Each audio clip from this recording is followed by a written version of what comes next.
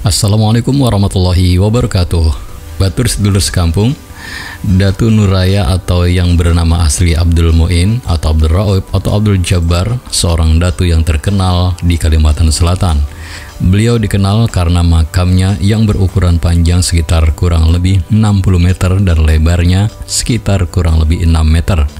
Terletak di Tatakan, Tapin Selatan, Tapin. Dikisahkan, di Pantai Jati Munggu Karikil, dekat Liang Macan, tetangga desa Tatakan, tinggal seorang guru miskin, namun sangat dalam dan tinggi ilmu tasawufnya. Beliau adalah Datu Suban. Karena kemiskinan beliau dan istrinya hanya makan singkong setiap harinya. Pada saat lebaran hari raya, Datu Suban kedatangan 13 orang murid-muridnya, yaitu Datu Murkat, Datu Taming Karsa, Datu Niang Talib, Datu Karipis, Datu Ganun, Datu Argih, Datu Ungku, Datu Labeduliman, Datu Harun, Datu Arsanaya, Datu Rangga, Datu Galuh Diang Bulan, dan Datu Sanggul. Ketika sedang menikmati hidangan yang disediakan tuan rumah, tiba-tiba datanglah seorang yang bertubuh sangat besar.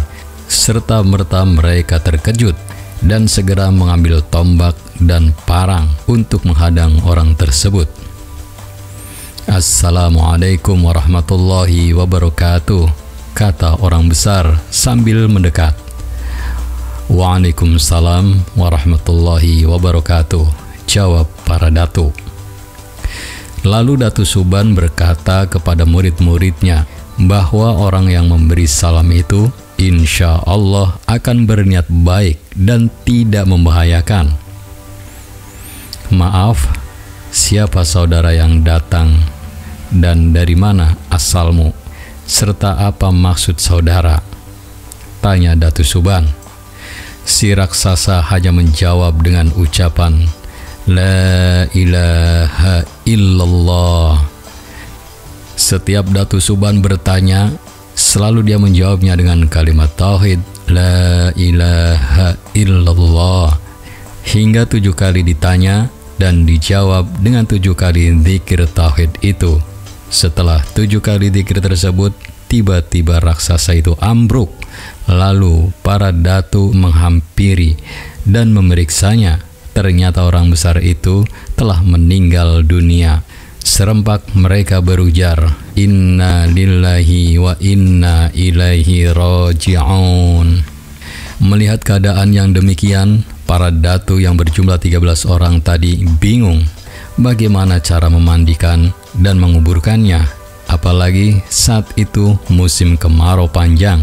Biasanya tanah sangat keras, sedangkan lubang untuk penguburan harus lebar dan panjang.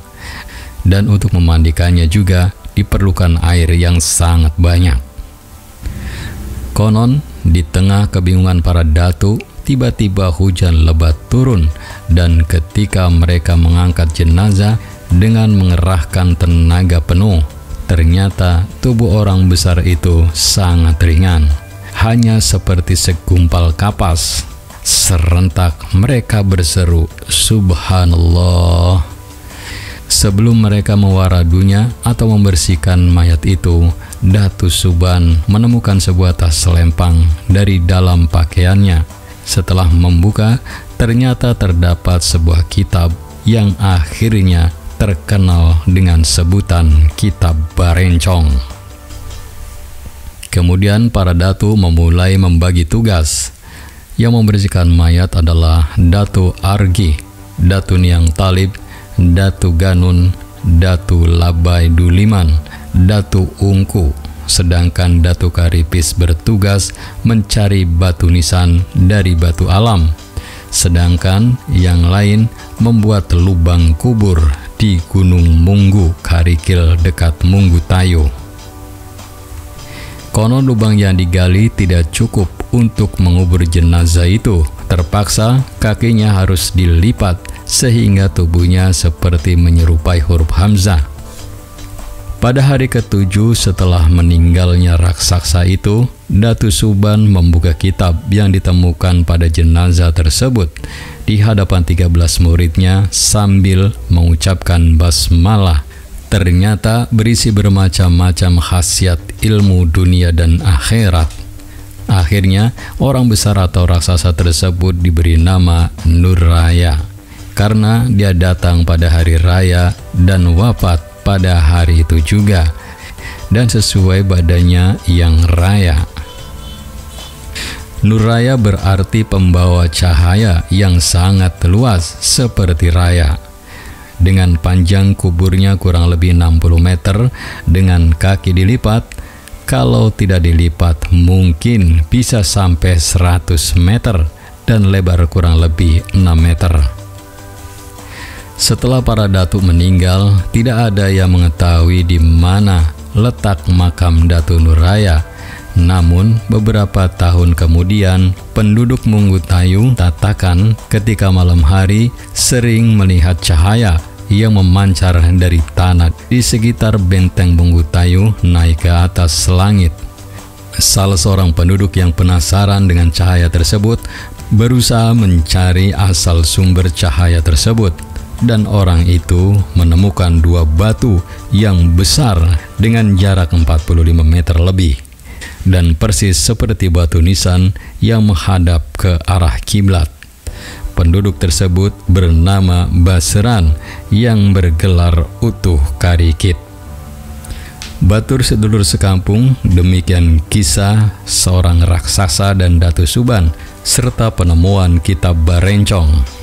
Saya yakin Anda memiliki pendapat yang berbeda. Oleh karena itu, jika ada perbedaan atau ingin melengkapi, silakan tulis di kolom komentar dengan bijak.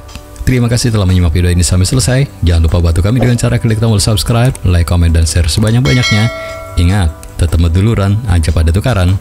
Wassalamualaikum warahmatullahi wabarakatuh.